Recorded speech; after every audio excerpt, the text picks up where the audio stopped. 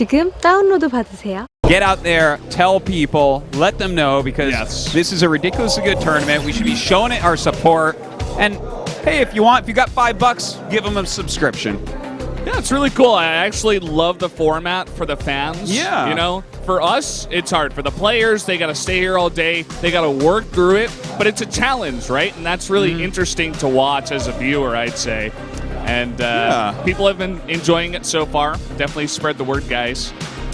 I've been enjoying it so much. I love this. I love that there are 30 games in a day, because normally, like on a Code A day, for instance, we might get 15 games if we're lucky. But the fact that I get to watch 30 games each Thursday right now is fantastic, and I'm going to lobby them to make you continue to cast 30 games a day every SSL day. Every day. We'll make it work somehow. We'll do a best of 31 or something, you know? We could do that between two players. Someone could go like 17-0 though, right? That's true. But guys, we are going to jump into game number 2.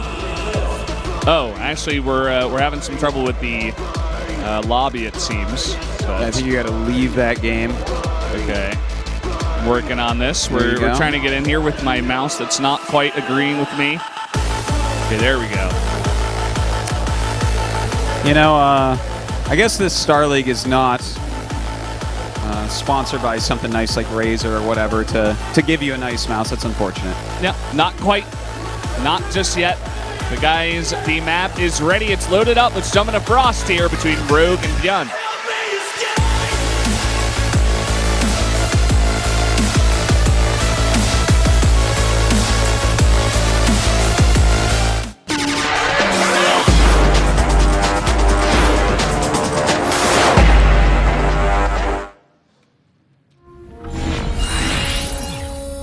Loving that we brought Frost back into the pool. Yeah. Been creating a lot of fun games, especially for Legacy of the Void.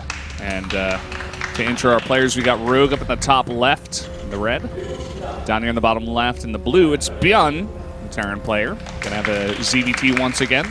Yeah, ByuN. He's one of those guys, like... I love that sound of disgust that comes out of your... Well, every time I look at ByuN, I just remember... Like, when I was actually GSL quality player, he knocked me out of the finals of a qualifier for GSL, and that's why ByuN it was a very painful game. Yeah. It was a very painful game. But yeah, it's really weird seeing him come back, because he was like nowhere. He no longer existed. Like, he left this reality and then re-entered it later on in Legacy of the Void. And I mean, he's still playing very well. He top 4 last season, right? 4th place, I believe, or 5th place, maybe. SSL? Yeah. I think it was like top 6. Yeah, something like that. He did well though. He made it pretty far for sure. I think he's definitely a possibility to come out of this group. But, he's definitely a dark horse. It would kind of be like Trust getting out of Group B for me. That would be a similar feeling, although ByuN, he has more results in general, whereas Trust is like, But I'm saying, like, the surprise factor for me would be like, oh, man, ByuN's actually playing really well today. This is really cool to see. And I think a lot of people would like to see that out of ByuN. Like, he has a lot of fans. People love his style. I liked his style more before. We used to call this guy the Energizer ByuN because he had the longest games in GSL by far back in the day. He always played turtle style. He would never attack you. Nowadays, he's much more flexible. He can do kind of the whole gambit, but I really enjoyed him back then, when he was a turtle. Just like you, Artosis, the Turtle Terran, but he's grown some wings and expanded in terms of what he can do, as you were saying. So. Sounds like a Red Bull ad to me. Yeah, man. Got to be careful with the Red Bull. We got a lot of Hot 6 a lot of Hot 6 sponsors out here. That's a fact, yeah. But both those companies really contributing a lot to esports. So. Indeed. Whichever one is giving more to StarCraft at the moment, though, is the greatest. All right. Reaper expand. Oh, he gets the circling. Look at that. He might get 2. 2 circlings. He's on point today, Valdez. Do you want to change your prediction? Not yet. Okay. I need to see another game. But that doesn't generally happen to top level Zergs. You know, like Sue never loses a Ling, Dark doesn't lose a Ling. Yeah, 2 Lings. Those are all the top level Zergs we have right now. So. You're pretty much right about that. I'm really hoping that Rogue or Impact do, in fact, one of us is right and one of them makes it out of this group, because we need some more Zergs that are like giving results in Korea right now. It's super sparse. Dark's back is starting to hurt from carrying the Zerg race. Seriously. Yeah. And Ragnarok was trying to do something like he got to, I think he was that guy that got top 4 or top 5 in SSL, and then he came around for Season 2 and just kind of dropped the ball. Yeah. I don't think he made it into either GSL or SSL. So, is he actually going to lose this? Oh, man. Nice. ByuN very on top of things. You don't normally expect as Rogue to lose an Overlord when you're peeking in right there, but Marines in the right place at the right time. Yeah, that they were. We got another one on the way. I believe he did get that Overlord speed, so hope he can find a better angle to figure out what is going on.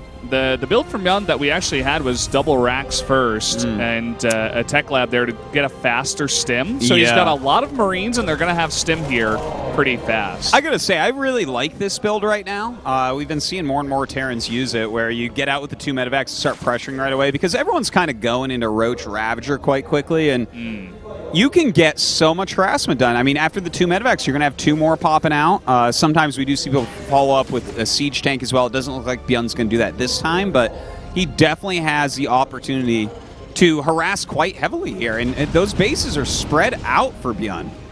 Yeah, let's see if Rogue responds to this pretty well. He is getting an earlier Baneling Nest, which I like.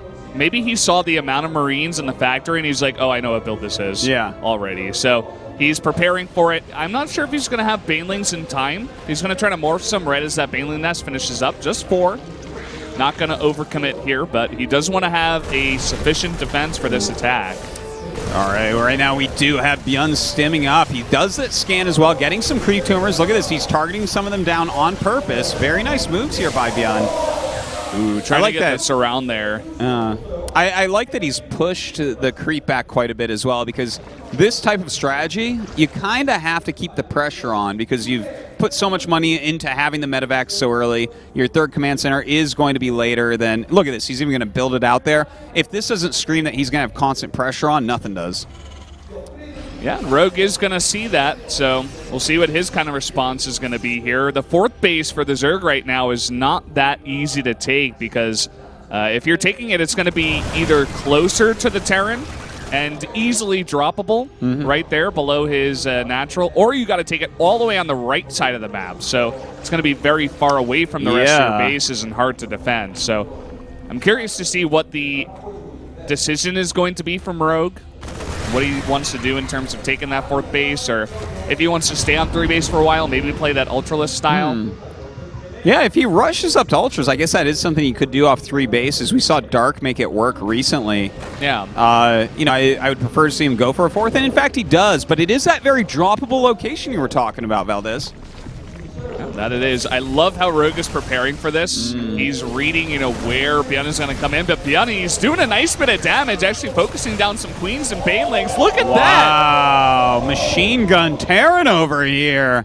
Calm down, ByuN, jeez. And meanwhile, we got another drop into the back here, the natural. There are some Lings in position, trying to focus down that medevac. Actually, nice job done here by Rogue, but at the same time, that constant pressure you were talking about, it just never ends. ByuN's back in here to the 3rd base. Yeah, he's got his Marines all over the place. Does lose this medevac, but will take down the Queen and do more damage as well. These Marines pushing into Rogue and gonna pick Queens off with ease here, going after drones as well. And as far as I'm concerned, ByuN's got this game, man. This is way too much damage. This is just a landslide. He is really just outplaying Rogue here. Rogue struggling to get Banelings. Finally, he gets 1 hit. That may, you know, keep some of the pressure off for a very short period of time, but ByuN has got a pretty sizable lead from all of this harass. Yeah, this is going very, very well for ByuN. Going to go ahead, drop over here. Not really watching that time, so it doesn't do quite as well, but that is completely fine. He's done his damage right now. This is looking very solid for him. He's got more SCVs than there are drones. He's got a bigger army. And what do we have for Rogue? The Spire just finished.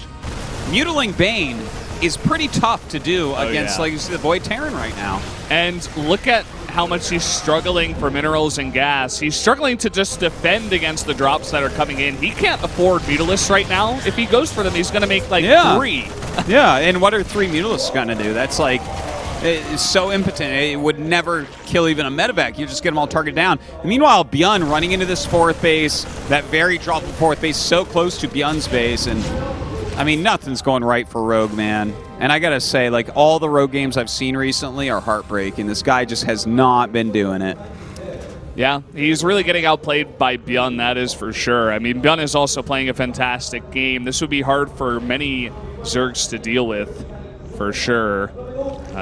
Maybe just go for the Roach Ravager style, may have a better chance against this. The Banelings that he got didn't really help. They were too slow. He got the speed pretty late. He didn't have the necessary defense at the 3rd base in time, and he really just was not able to respond to the the multiple drops that were coming in time and time again.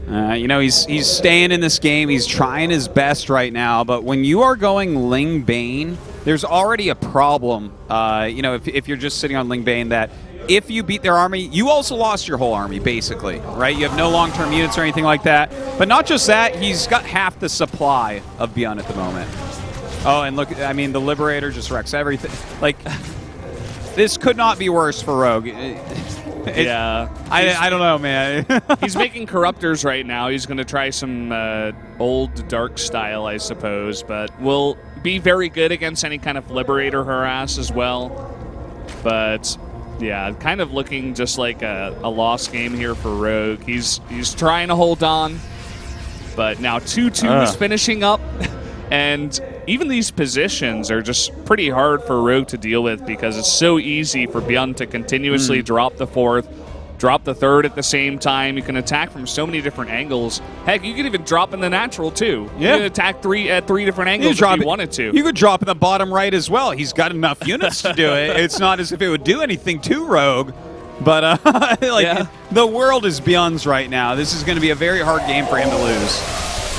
ByuN's got to be careful, though. He doesn't want to get too overconfident and not micro against Banes. What do you think about researching Burrow and going for the Hail Mary Baneling shot? I was thinking about this earlier. You're completely right, Valdez. Like, that is just about with only Ling Bane composition. He may as well just go for Baneling bombs because nothing else is going to win him this. If he gets perfect Baneling connections, ByuN doesn't lose. Like, it's not that he, maybe it becomes even, but he's not going to get those perfect one. We have those Marauders up in the front, some good splitting here by ByuN. Rogue actually gets a couple good hits, but the rest of the army comes up. I mean, good splitting, too, by the Banelings of Rogue, as you were saying, really trying to get those big hits, those effective hits, but it just doesn't matter. ByuN has too much at this point in time. Easily takes out the 4th base as Rogue is desperately trying to make a defense here. And at the same time, he's going to take a 4th, too, because why not? I mean, he's just that far ahead. He can do everything in the whole world right now. He can tech to battle cruisers. He can, kill some of his own supply depots, whatever it is that he feels, because right now he has got over twice the army size. And if Rogue had the same army size, it's not like a free win against this army. There's a lot of Widow Mines. There's a lot of Marauders mixed in. Here we go. The Banelings rolling in. And not really finding the hits here. Gonna scan now, clean up all that creep. And ByuN is just piling through at this point.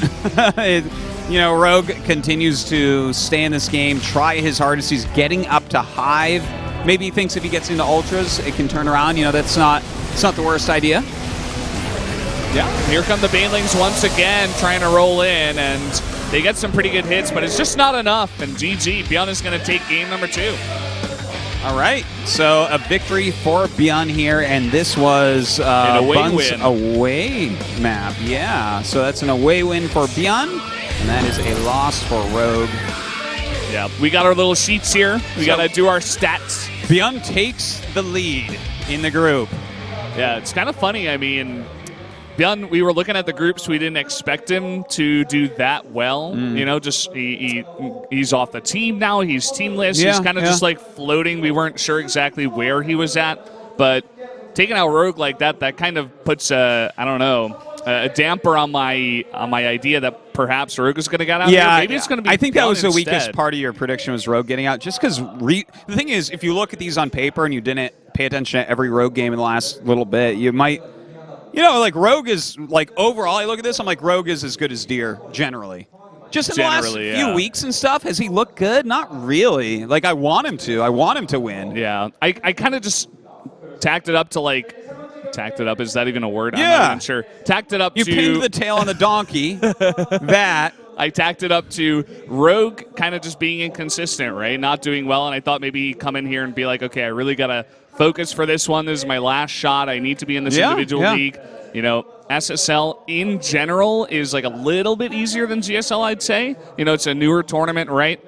So it's, I feel like he would be more focused for this, but that game for me is just like it was a hard map, it was hard positions. ByuN really outplayed him. Yeah, he did. It just doesn't really speak well for Rogue. Yeah, maybe if ByuN had chosen a different build that wasn't pressuring right off the bat, maybe Rogue would have found his stride with the macro of the Lings and Banes or something, but he fell apart basically to the pressure as soon as it started, and it didn't look very promising for Rogue. I'm hoping that he can kind of bring it back.